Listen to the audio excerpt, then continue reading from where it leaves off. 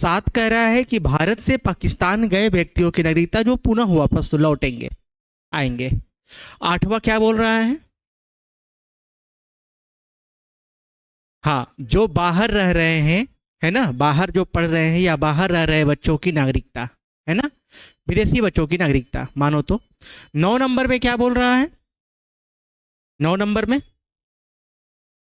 अनुच्छेद 9 कहता है कि कहीं अगर मान लो आप अपने, हाँ, सिंगल सिटीजनशिप की अवहेलना कर रहे हो, कहीं और दूसरा जगह आपने क्या कर लिया, नागरिकता ले ली, तो यहाँ की नागरिकता क्या हो जाएगी, समाप्त हो जाएगी। मान लो वहां आप सट गए, यहाँ से हट गए, ठीक ना, वहां आप नागरिकता लिए, यहाँ आपका नागरिकता स्वतः समाप्त हो जाएगी। 10 ये कह रहा है कि नागरिकता का बना रहना कब तक, जब तक कि आप कोई गलत काम ना करें, कोई व्यर्थ काम ना करें, ठीक ना।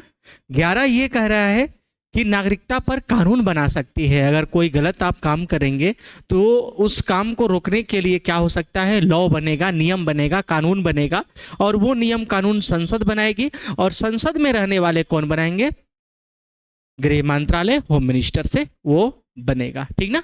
यहां पर एक ध्यान रखना, एक अगला पॉइंट में आप लोग लिखना नोट पॉइंट देकर। नोट पॉइंट में आपको क्या लिखना है, नोट पॉइंट में ये लिखना है आपको कि भारत की नागरिकता 4 प्रकार से प्राप्त किया जा सकता है। भारत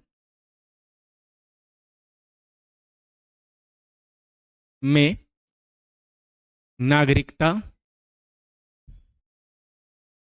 4 प्रकार से प्राप्त किया जाता है। कितने प्रकार से? 4 प्रकार से प्राप्त किया जा सकता है। लिख लेंगे। पहला, जन्म से। दूसरा, वंश परंपरा से।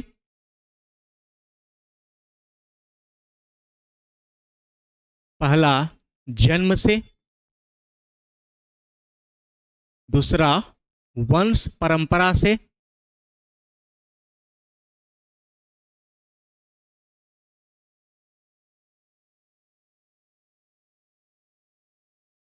वंश परंपरा से। तीसरा, पंजीकरण द्वारा, देश के पंजीकरण द्वारा, मतलब रजिस्ट्रेशन द्वारा, पंजीकरण द्वारा मतलब रजिस्ट्रेशन द्वारा।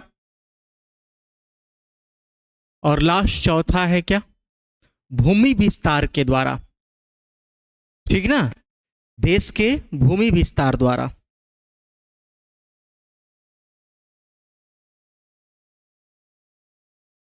देश के भूमि विस्तार द्वारा।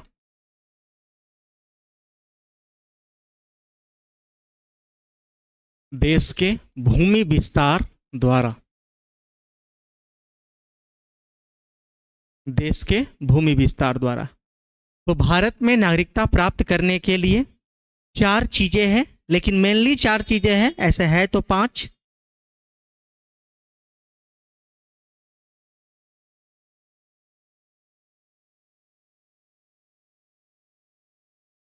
जन्म से, वंश परंपरा से, पंजीकरण से, देश के भूमि विस्तार द्वारा।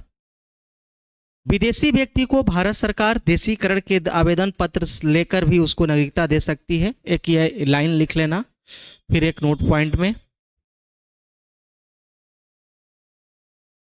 मेन तो आपका 4 ही है, लेकिन 5वां भी लिख लेना।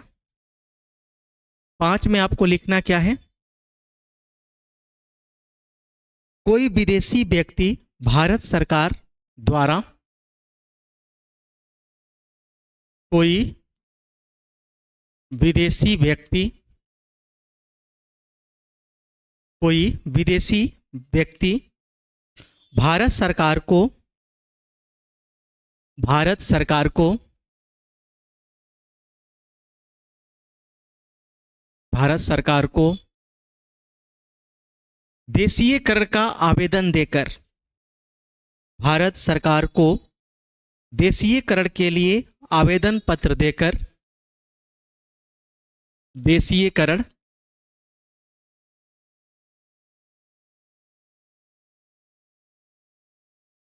देशीयकरण के लिए आवेदन पत्र देकर, देशीयकरण के लिए आवेदन पत्र देकर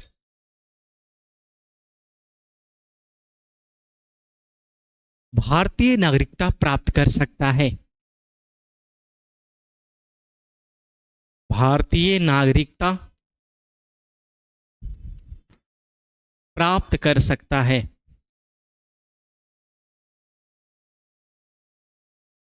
भारतीय नागरिकता क्या है? प्राप्त कर सकता है।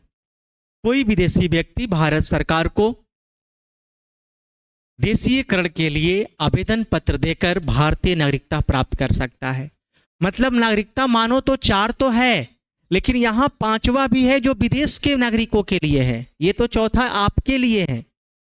मानो तो कुल कितने प्रकार से है? तो 5 प्रकार से। 4 हमारे देश के लिए और 5वां विदेशियों के लिए। अब यहां पर क्या है? जन्म से, वंश परंपरा से और पंजीकरण के द्वारा। इसका मतलब लिखने की जरूरत नहीं है, समझने की जरूरत है। जन्म से का मतलब क्या है? हमारा जन्म यहां हुआ है, हमारे पिताजी का जन्म हुआ है, हमारे दादाजी का जन्म हुआ है, ठीक ना? तो एक जन्म के आधार पर। दूसरा, वंश परंपरा के अकॉर्डिंग, मेरे परदादाजी भारत के रहे, मेरे दादाजी भारत के रहे, मेरे पिताजी भारत के रहे, हम भारत के रहे, मेरा बेटा भारत का है। समझ में आ रहा है ना? तो वंश परंपरा के अकॉर्डिंग भारत की नागरिकता मिल सकती है। अब आप बाहर चले गए हो और फिर पुनः वापस कर आ रहे हो, तो आप पंजीकरण देकर बाई रजिस्ट्रेशन, इसको क्या बोलते हैं? बाई रजिस्ट्रेशन कराकर आप जो है इस भारत देश की नागरिकता को क्या कर सकते हो? प्राप्त कर सकते हो। समझ में आ रहा है ना? और 5वां जो है वो है, तो नागरिकता किस भाग में है? भाग 2 में। भारत की नागरिकता कैसी है? एकल नागरिकता है ना? यहां और लिख लेना, भारत की नागरिकता एकल नागरिकता है, एकल नागरिकता है, सिंगल सिटीजनशिप है ना? Single citizenship. भारत का जो नागरिकता है वो क्या है? एकल नागरिकता है। अब ये एकल नागरिकता कहां से लिया गया है? एकल नागरिकता कहां से लिया गया है? अपने कॉन्स्टिट्यूशन में कहां से लिया गया है? बोलिए। अमेरिका से, है ना? बिल्कुल गलत। कहां से लिया गया है? ब्रिटेन से, ब्रिटेन से। एकल नागरिकता किस देश के संविधान से लिया गया है? ब्रिटेन से। आज हमें पढ़ना है मूल अधिकार। आज की जो टॉपिक आपके समक्ष है, जिसका नाम क्या है? मौलिक अधिकार, जिसे हम कहते हैं मूल अधिकार। ये लगभग 2 दिनों में इसको समाप्त किया जाएगा, क्योंकि अनुच्छेद 12 से 35 कंप्लीट करता है। जो 5 से 11 था तो नॉर्मल हम लोग समझ गए। अब आप एक बार रिपीट कर लेना लास्ट 11 तक, उसके बाद 12 से पढ़ना स्टार्ट करेंगे। सबसे पहले 1 नंबर में क्या था? अनुच्छेद 1 में क्या था? संघ एवं कि भारत राज्यों का संघ है। 2 में कहा गया विदेशी राज्यों को हम मिला सकते हैं। अनुच्छेद 3 में कह रहा है कि किसी भी राज्य क्षेत्र को तोड़कर अगर संसद चाहे तो इसको नए राज्य क्षेत्र घोषित कर सकती है। 4 में कहा गया है क्या? कि 2 और 3 आर्टिकल के लिए राष्ट्रपति इसमें हस्तक्षेप नहीं करेंगे, आर्टिकल 368 का प्रयोग नहीं कर सकते हैं, मतलब अपने संविधान को संशोधन करके इस नियम को चेंज नहीं कर सकते हैं। ये बातें कहा गया। इसके बाद कहा गया है कि अगर इसके बाद आया 4 के बाद 5 से 11, उसमें आ गया आपका क्या? नागरिकता, जो अभी आपको समझाया गया कि 5 में क्या है? प्रारंभ में नागरिकता, 6 में पाकिस्तान से आए भारत की नागरिकता, 7 में भारत से पाकिस्तान गए और पुनः वापस आए उनकी नागरिकता, 8 में कहा गया है उनके विदेशी बच्चों की नागरिकता जो विदेश में रह रहे हैं, भारत में उसके माँ बाप है या कोई भी एक इंसान उसका मम्मी या पापा में से कोई एक इंडियन है तो उनको नागरिकता दिया जाएगा। 8वां 9वां में कहा गया है कि किसी देश में अगर नागरिकता आपने स्वीकार कर लिया तो यहाँ की नागरिकता पुनः समाप्त हो जाएगी। 10 में कहा गया है नागरिकता का बना रहा जब तक हम कोई गलत काम न करेंगे, और 12 में नागरिकता का कानून संसद बनाएगी जिसमें होम मिनिस्टर कार्य करेगा। चलो अब हम लोग स्टार्ट करेंगे भाग 3, ठीक ना, पार्ट 3।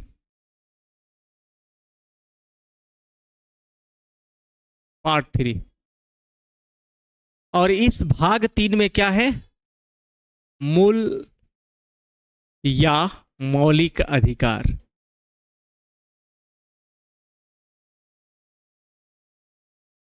मूल या मौलिक अधिकार जिसे हम क्या कहते हैं, फंडामेंटल राइट।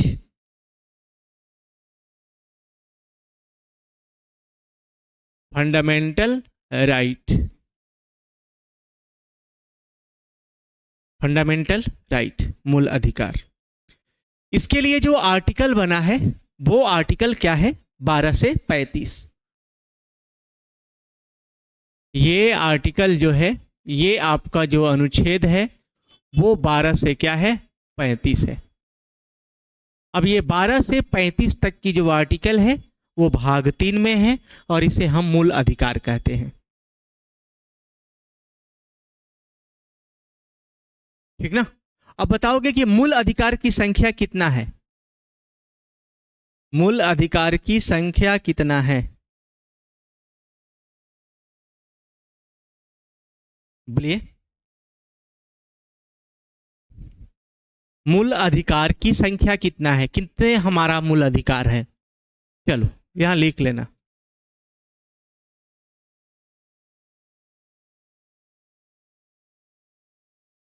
मौलिक अधिकार, फंडामेंटल राइट, अमेरिका देश के संविधान से, अमेरिका देश के संविधान से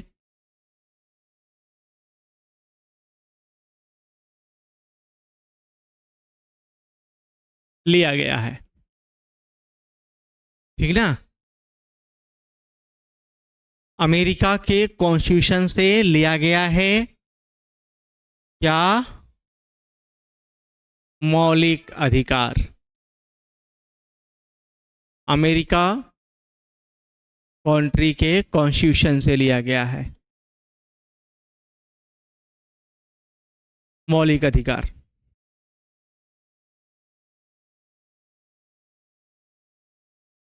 भारत में मौलिक अधिकार मतलब फंडामेंटल राइट, मौलिक अधिकार की संख्या पहले 7 थी, पहले 7 थी, अब 6 है। भारत में मौलिक अधिकार की संख्या पहले 7 था या 7 थी,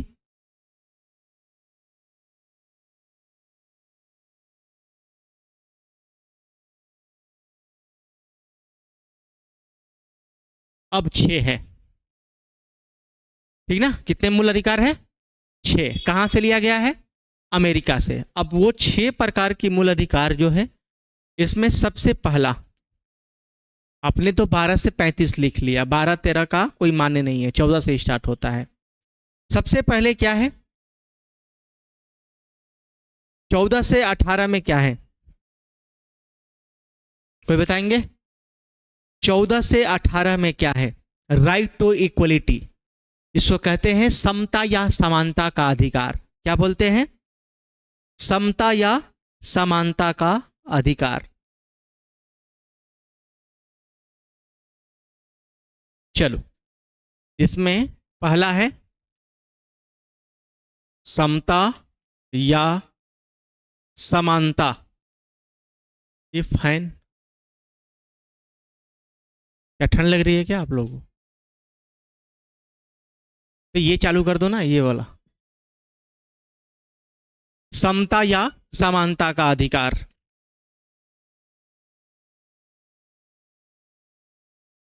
समता या समानता का अधिकार। हाँ ठीक है, ठीक है, ठीक है। समता या समानता का अधिकार, जिसको कहते हैं राइट टू इक्वलिटी।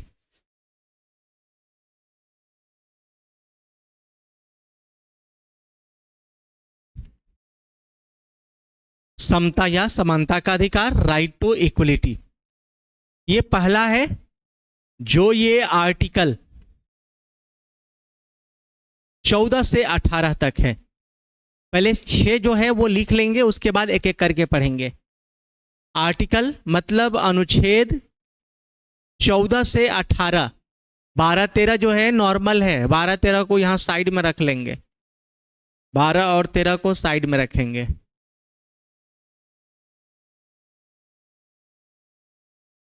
12-13 को साइड में लिख लेंगे, इसके नॉर्मल चीज है जो आगे लिखेंगे हम लोग। 14 से 18 जो है समता या समानता का अधिकार है। इसके बाद 2 नंबर में देखेंगे, 19 से 22 में क्या है? स्वतंत्रता का अधिकार।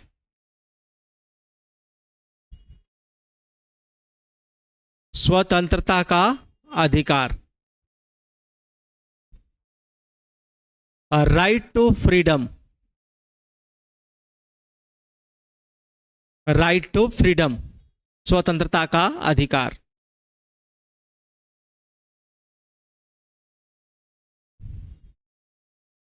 राइट टू फ्रीडम, स्वतंत्रता का अधिकार। ये स्वतंत्रता का अधिकार जो है वो आर्टिकल 19 से 22 में है। अनुच्छेद 1 जो है, जैसे अनुच्छेद 1 है वैसे ही, अब जैसे हम लोग जोड़े थे ना 1 से 4, 5 से 11, तो वैसे ही ये है 12 से 35। और 12 और 13 में नॉर्मल चीजें हैं, ठीक ना, जो आपको बाद में लिखा जाएगा जब 12 से स्टार्ट करेंगे पढ़ाने। तो अभी हम लोग कितने आर्टिकल पढ़े हैं? मात्र 11। कितने पढ़े हैं? 11। 11 के बाद 12 से हम लोग पढ़ना स्टार्ट करेंगे। तो 2 आप लिख लिए, कितने लिखने हैं? 6। उसके बाद नोट पॉइंट। नेक्स्ट 3 नंबर में आएंगे। 3 नंबर आएगा क्या? 23 से 24। 19 से 22 तो कंप्लीट किए, 23 से 24, 23 टू 24। यहां क्या है? शोषण के विरुद्ध अधिकार। शोषण के विरुद्ध अधिकार। शोषण के विरुद्ध अधिकार, ये आर्टिकल है 23 से 24, ठीक ना। शोषण के विरुद्ध अधिकार 23-24।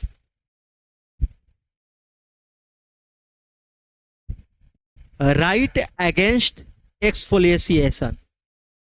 Right against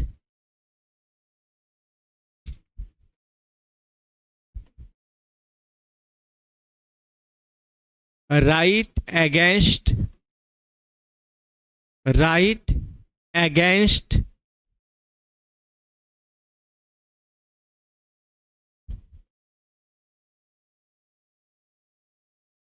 right against exfoliation. Exfoliation, शोषण के विरुद्ध अधिकार। ये है आर्टिकल 23 से 24। 23 से लेकर 24, अनुच्छेद 23-24। इसके बाद देखोगे नेक्स्ट 4 नंबर में आपका क्या है? 25 से 28। इसमें है धार्मिक स्वतंत्रता का अधिकार। धार्मिक स्वतंत्रता का अधिकार।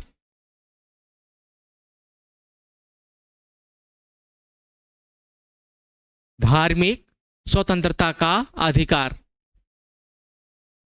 Right to religion.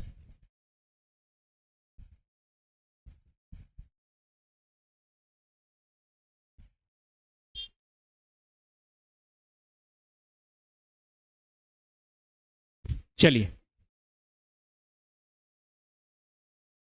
Right to freedom, freedom religion का बात कह रहा है। Right to freedom of religion,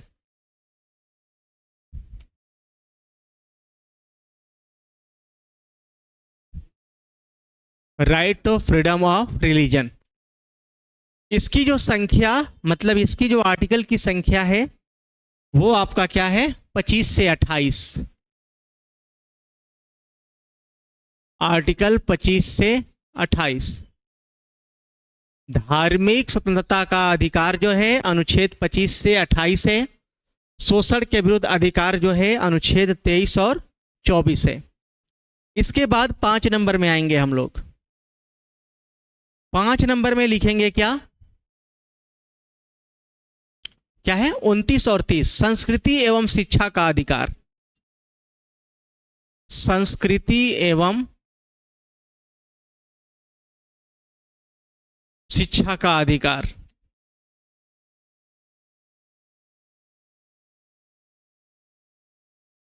संस्कृति एवं शिक्षा का अधिकार। Right to religion, culture and education.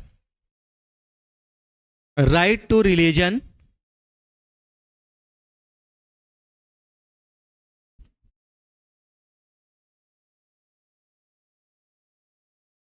Religion नहीं होना चाहिए क्योंकि रिलीजन मतलब धर्म नहीं है। इसमें क्या होगा, right regarding culture and education. Right to regarding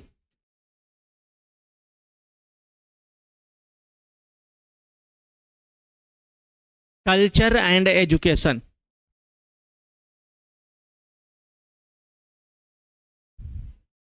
ठीक है, इसके लिए जो आर्टिकल है 23 से 24, सॉरी 29 से 30, आर्टिकल 29 से 30। 23-24 में आपको क्या है, शोषण के विरुद्ध अधिकार है, ठीक ना। उसके बाद 25 से 28 क्या है, धार्मिक स्वतंत्रता का अधिकार। इसके बाद क्या है 5 नंबर में, शोषण, संस्कृति एवं शिक्षा का अधिकार। उसके बाद जो नंबर आएगा 6 नंबर आएगा। अब ये 30 के बाद देखो 31 में भी नहीं है, 31 में किसी को ऐड किया गया है, संपत्ति के अधिकार को, जो आगे पढ़ेंगे। और लास्ट जो है आपका क्या है 32, इसमें है संवैधानिक उपचारों का अधिकार। संवैधानिक उपचारों का अधिकार।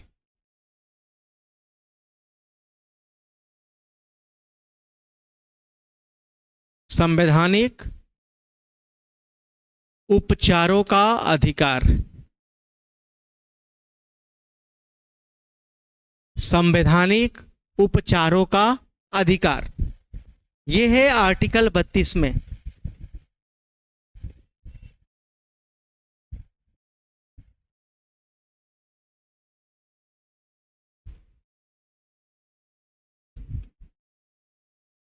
और राइट टू कॉन्स्टिट्यूशनल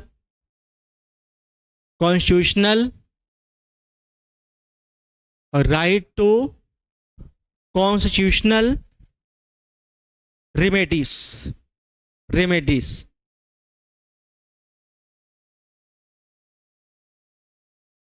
इसके लिए जो आर्टिकल बना है वो केवल आर्टिकल है 32, 32,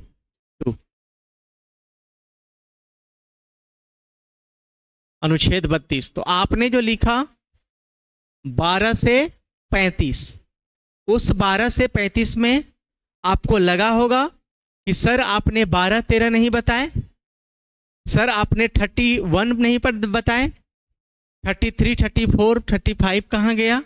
तो वो हम लोग जब पढ़ेंगे तब लिखेंगे, अब पढ़ेंगे, ठीक ना। तो फंडामेंटल राइट कहाँ से लिया गया, अमेरिका से। पहले कितने थे 7, अब कितने हैं 6। जो 6 है वो आपने क्या किया, लिख लिया। इसमें हमने क्या नहीं लिखा, तो जो नहीं लिखा वो चीजें हम बताएंगे आपको, है ना।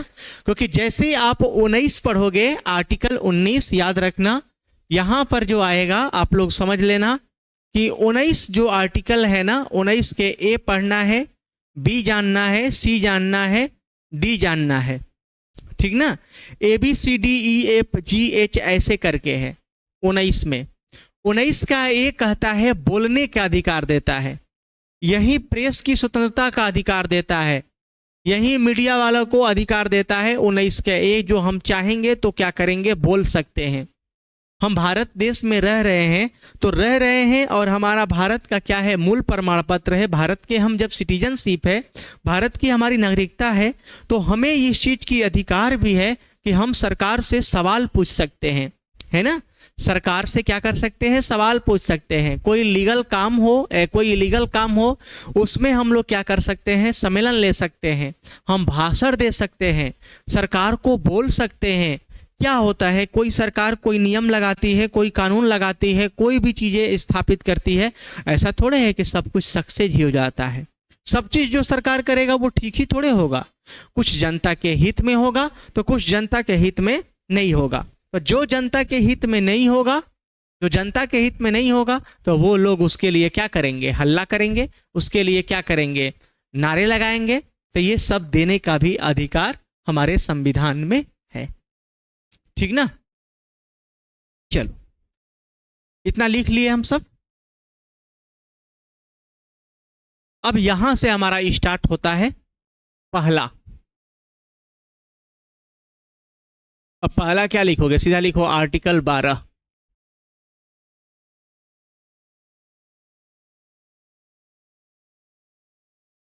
अनुच्छेद 12, क्योंकि 11 तक तो हम लोग कंप्लीट कर लिए हैं। 12 में एक लाइनिंग करके आपको लिखना है।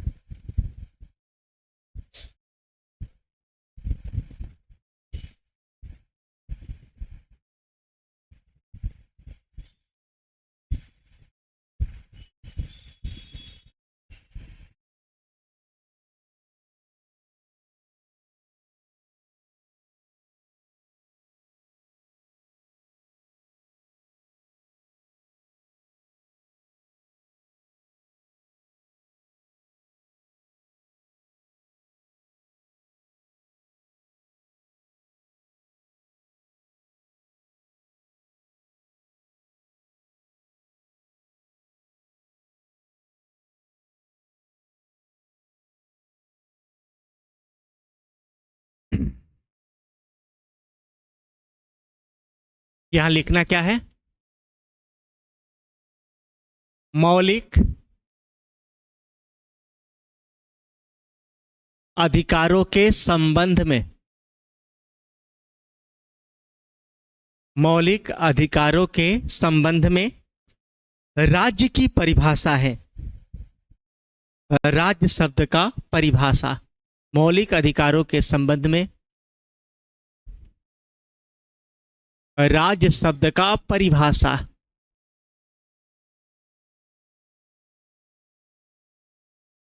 ठीक ना। आर्टिकल 12 में मौलिक अधिकार से संबंधित राज्य का क्या है, परिभाषा है।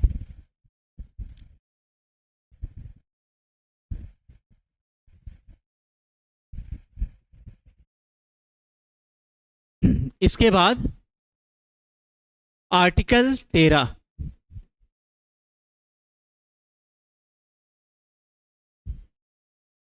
आर्टिकल 13 में क्या है,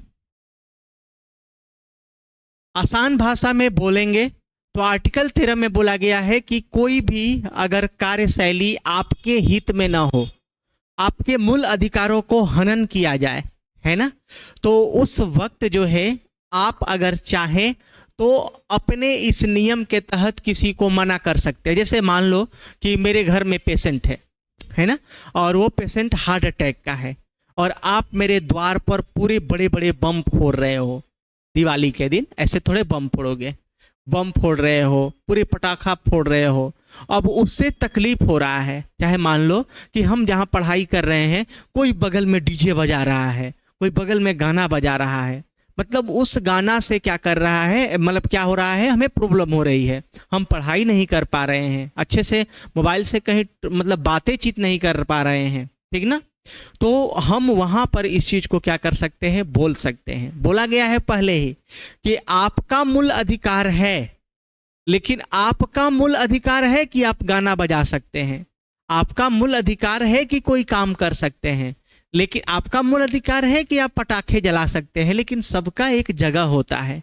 अब मान लो कि रात में सभी लोग सो गए और उस वक्त तुम बहुत आवाज में तेज में तुम गाना बजा रहे हो, तुम पटाखे फोड़ रहे हो, पटाखा जला रहे हो, तो क्या ये सही है? नहीं, गलत है, ठीक ना। तो ये 13 नंबर में कहा गया है कि संवैधानिक मतलब संविधान के अकॉर्डिंग जो है इस चीज़ों पर क्या कर दिया जा सकता है, रोक लगाया जा सकता है। आप ये बोल सकते हो कि ये काम नहीं है अच्छा, इसको तुम क्या करो, बंद करो। तो यहां लिखोगे 13 नंबर में, मौलिक अधिकारों की, यह मौलिक अधिकारों की रक्षा करता है, यह मौलिक अधिकार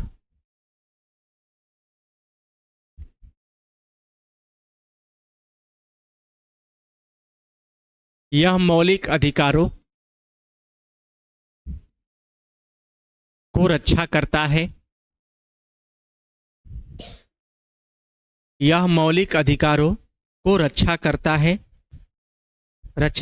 है और घोषणा करता है कि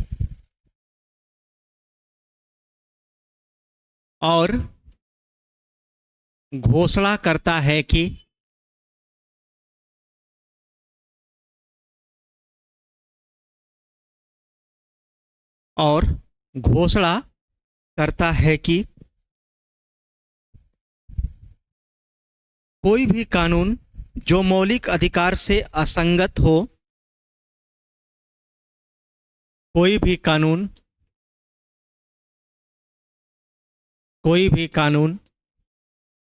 जो मौलिक अधिकार से असंगत हो, जो मौलिक अधिकार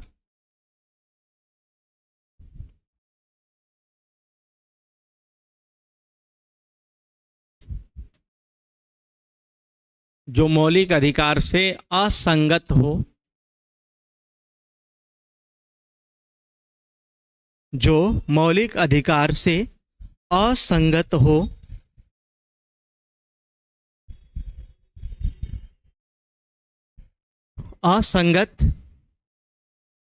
यह मौलिक अधिकारों को रक्षा करता है और घोषणा करता है कि कोई भी कानून जो मौलिक अधिकार से असंगत या उनका उल्लंघन करता है तो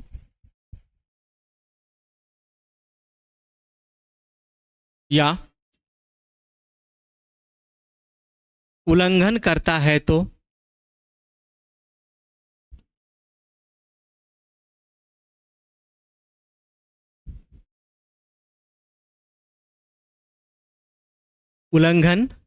है तो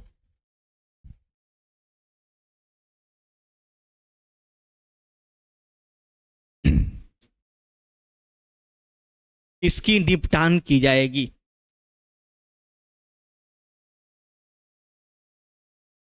निपटान का मतलब है उसको साइलेंट किया जाएगा, निपटाया जाएगा। आर्टिकल 13 बस ये है कि हमारे मूल अधिकारों को रक्षा करता है, बोलता है कि यह मौलिक अधिकारों की रक्षा करता है और घोषणा करता है कि कोई भी कानून जो मौलिक अधिकार से असंगत या उल्लंघन करता है तो इसकी निपटान की जाएगी, है ना, या उसकी देख रेख की जाएगी। मेन रूप से ये प्रोटेक्ट करने का काम करता है। कौन? आर्टिकल 13। तो 12-13 में बस ये याद रखना है कि 12 जो है ये राज्य की परिभाषा बताता है। राज्य की परिभाषा है कि ये हमारा राज्य है तो है, जो ये हमारा कानून है तो है, इसे हमें क्या करना है, मानना है तो मानना है। अगर हम इसका उल्लंघन करेंगे तो हो सकता है हमें जेल भी जाना पड़े, है ना। मान लो कि हम अपने मूल अधिकार जो है, जो भी मेरा मूल अधिकार है उस मूल अधिकार के अकॉर्डिंग हम नहीं चलेंगे, या हम अपने मूल अधिकार को मांग कर रहे हैं और देश जो है इसके हित में काम नहीं कर रहा है, कोई गवर्नमेंट सत्ता है वो आपको उलझन में डाला हुआ है, आप कोई ऐसे काम कर दिए हैं जिस काम से आपको जेल जाना चाहिए, लेकिन जेल टॉर्चर करके आपको ले जाया जा रहा है, मार पीट कर ले जाया जा रहा है, आपको मतलब निवस्त्र किया जा रहा है, आपको कपड़े उतार दिया जा रहा है, कपड़े उतार कर रोड पर पीटा जा रहा है, तो वो मेरे हित में नहीं होगा, है ना। तो अगर मेरे हित में नहीं होगा तो उसके लिए गवर्नमेंट क्या करेगी, कार्य करेगी। समझ में आ रहा है ना। तो ये चीजें बोला गया है 12 और 13 में। इसके बाद हम लोग का स्टार्ट होता है फर्स्ट नंबर, और यहां से हमारा स्टार्ट होता है अपना मौलिक अधिकार, जो ऑलरेडी आप लिख चुके हो। मौलिक अधिकार, फंडामेंटल राइट।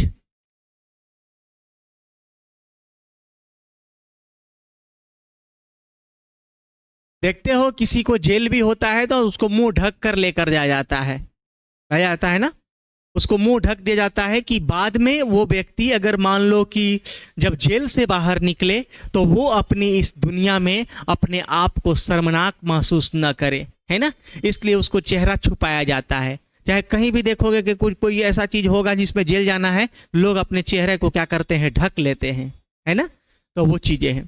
तो मूल अधिकार, मौलिक अधिकार में सबसे पहले 1 नंबर में आपको बताया गया था, जिसका नाम क्या था, समता या समानता का अधिकार। यही था ना, समानता,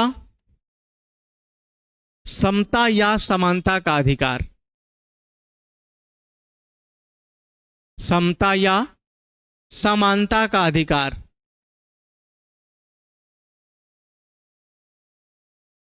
समता या समानता का अधिकार, इसे हम कहते हैं right to equality, right to equality, ठीक ना। समता या समानता का अधिकार, ये आपका आर्टिकल 14 से लेकर 18 है। इसमें हम लोग 14 पढ़ना क्या करेंगे, मतलब प्रारंभ करेंगे। आर्टिकल 14, आर्टिकल 14 क्या कहता है, विधि के समझ समानता, ठीक ना। आर्टिकल 14 क्या बोलता है, विधि के समझ समानता।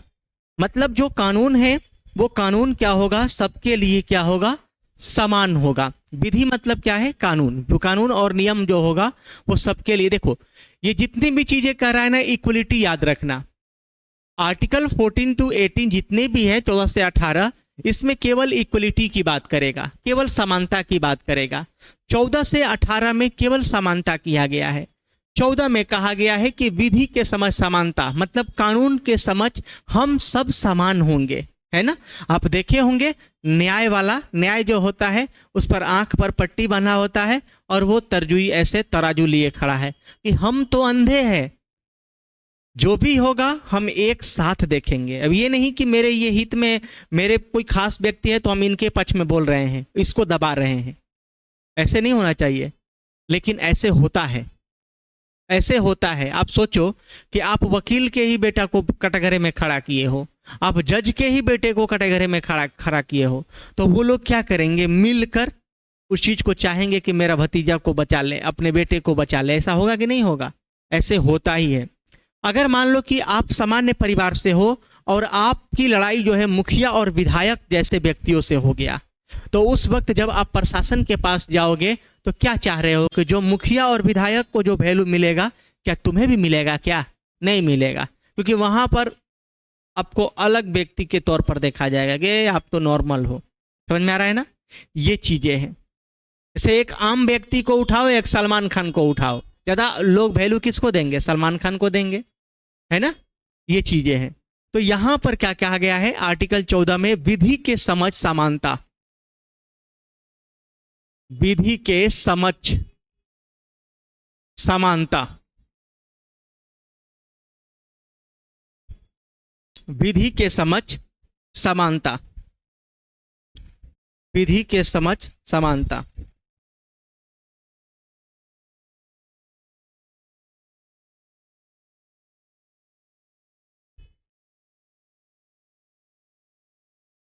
Equality equal to the method,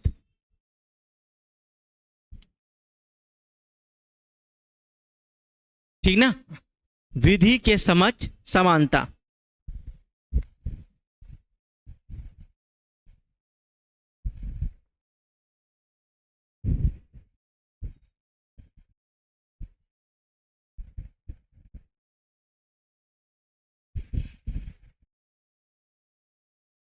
हो गया। विधि के समक्ष समानता मतलब कानून के समक्ष सभी लोग क्या होंगे, समान होंगे, चाहे वो धनी हो, चाहे गरीब हो, चाहे वो राज परिवार का हो, चाहे नॉर्मल व्यक्ति हो, ठीक ना। ये सबके लिए कानून क्या होगी, एक होगा। ऐसे मगर होता नहीं है। आर्टिकल 15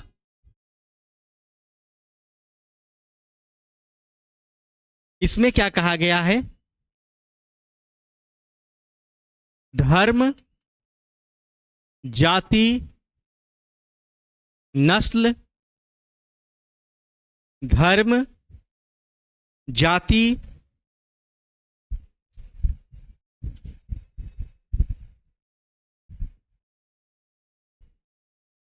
धर्म, जाति, नस्ल, लीग एवं जन्म स्थान से कोई भेदभाव न होगा। धर्म से, जाति से, नस्ल से, लीग से, लिंग से एवं जन्म स्थान से कोई भेदभाव न होगा। न होगा या न हो, क्यों कह रहा है? मान लो कि हम हिंदू धर्म हैं, क्या ये मेरी जो संस्था है, इस संस्था में हिंदू और मुसलमान नहीं पढ़ सकते हैं? पढ़ेंगे। हिंदू भी पढ़ सकते हैं, मुसलमान भी पढ़ सकते हैं, सिख भी, ईसाई भी, है ना। चाहे वो जैन हो, चाहे बौद्ध हो, सभी को पढ़ने के अधिकार है। तो ना हमें धर्म पर बांटा जाए, न जाति पर बांटा जाए। जाति पर भी बांट दिया जाता है, यहाँ तो क्षेत्र भी बांटा गया है। ये शेखावटी के लोग हैं, ये मरवाड़ के लोग हैं, ये शेखावटी के लोग हैं, है ना। तो ये भी बांटा हुआ है। लेकिन क्या उस पर भेदभाव होनी चाहिए? जातियों पर, जातियों पर देखोगे, गुज्जर है तो गुज्जर के पास बैठेंगे, मीणा है तो मीणा के पास बैठेंगे, है ना। जो चौधरी परिवार से आ रहे हैं, जिसको हम क्या बोलते हैं, जाट, है ना, तो जाट समुदाय के लोग जाट समुदाय के पास रह रहे हैं। ये ऐसा चीज नहीं होना चाहिए, लेकिन ऐसा ही है, ऐसा ही है। अगर आपके कास्ट के लोग होंगे उनसे ज्यादा मिल जाओगे, जैसे दूसरे कास्ट के होंगे उनसे कम मिलोगे। ये चीजें होती है, ठीक ना। तो धर्म, जाति, नस्ल, लीग पर क्या हो, कोई भेदभाव ना हो। लीग का मतलब क्या है, लड़का हो या लड़की।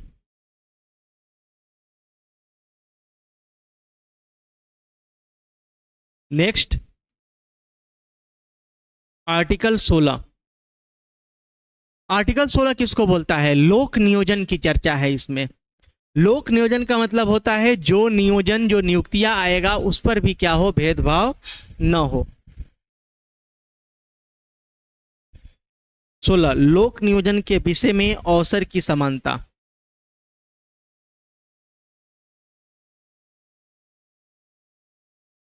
लोक नियोजन,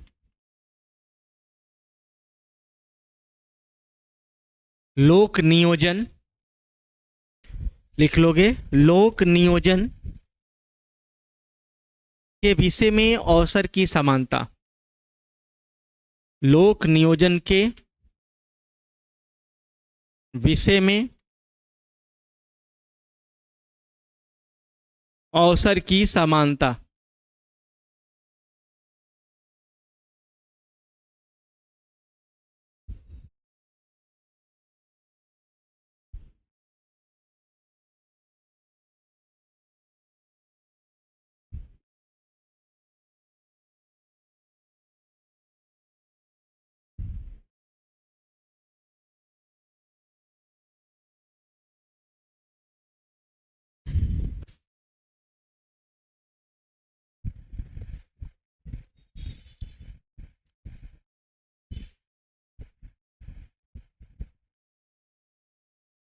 हो गया।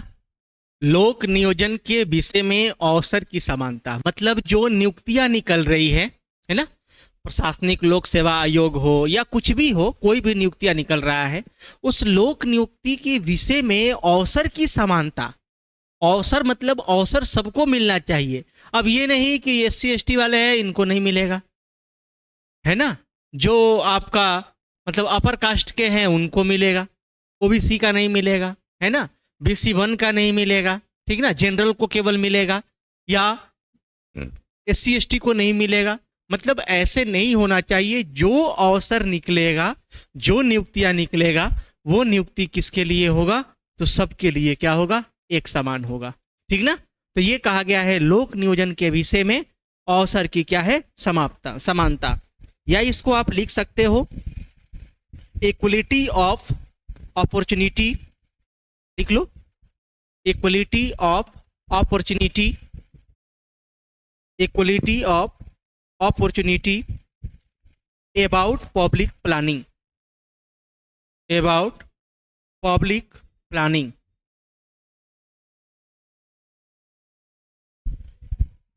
Equality of opportunity about public planning मतलब जो अवसर निकलेगा वो अवसर सबके लिए क्या होगा, एक समान होगा। ये किस में बोला गया है, 16 में। 13 में क्या बोला गया था कि आपके जो कानून है, आपके जो अधिकार है, आपके जो फंडामेंटल राइट है, इस फंडामेंटल राइट के लिए हम क्या कर सकते हैं, इसको रक्षा कर सकते हैं, प्रोटेक्ट कर सकते हैं, ठीक ना। या आपको अगर लगे कि आपके मूल अधिकार का हनन हो रहा है तो आप किसी से कुछ बोल सकते हैं, ठीक ना। ये चीजें हैं। चलो उसके बाद आता है आर्टिकल 17। आर्टिकल मतलब अनुच्छेद 17। इसमें आता है अनटचबिलिटी, जिसको कहते हैं छुआछूत, या इसको कहते हैं अस्पृश्यता का अंत। इसे क्या बोलते हैं, अस्पृश्यता का अंत।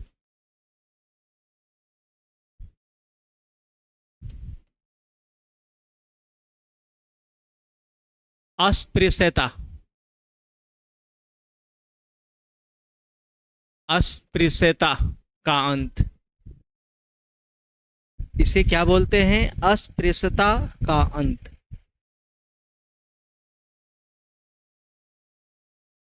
अस्पृश्यता का अंत,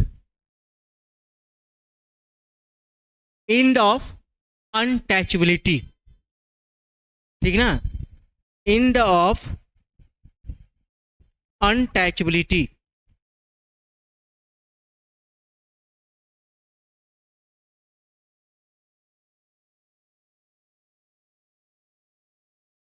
एंड ऑफ अनटचबिलिटी,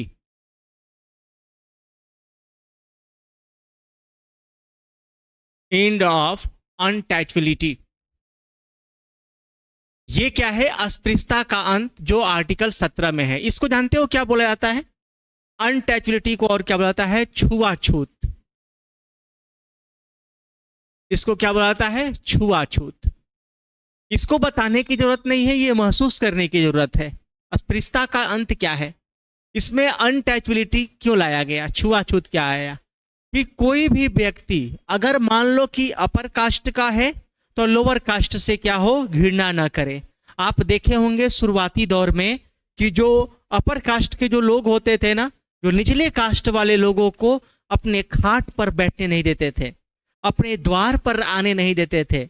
आप देते जमींदार लोग बैठते थे कहाँ, ऊपर, और बाकी सब लोग बैठते थे कहाँ, नीचे। ये आप वीडियो वगैरह में देखे होंगे, है ना। यहां तक कि उस वक्त ये सिचुएशन था कि कोई पैर में चप्पल नहीं पहनेगा, कोई शूज जूता नहीं लगाएगा, किसके सामने, उस जमींदार के सामने। ऐसे रूल बनाए गए थे। ऐसे ऐसे पिछले में रूल थे कि कोई भी अगर औरत की जब पति मर जाते थे, विडो औरत को लोग चेहरा देखना नहीं चाहते थे।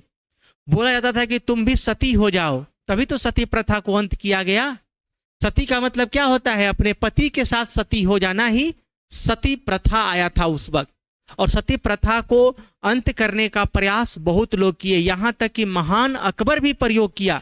कि इसको खत्म कर दे, लेकिन बाद में ईश्वर चंद्र विद्यासागर के सहयोग से 1829 में सती प्रथा का अंत जो है लॉर्ड विलियम बेंटिंक के शासनकाल में किया गया था।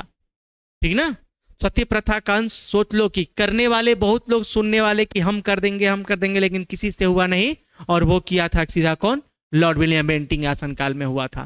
तो ये है छुआछूत की चर्चाएं हैं, जो किसमें है? आर्टिकल 17 में। इसमें क्या है? अपर कास्ट को निचले कास्ट से क्या करना? घृणा करना। ये चीजें हटाया गया। इसके बाद में आया आर्टिकल 18। आर्टिकल 18 इसमें है क्या? उपाधियों का अंत। उपाधियों का अंत। End of titles. End of titles.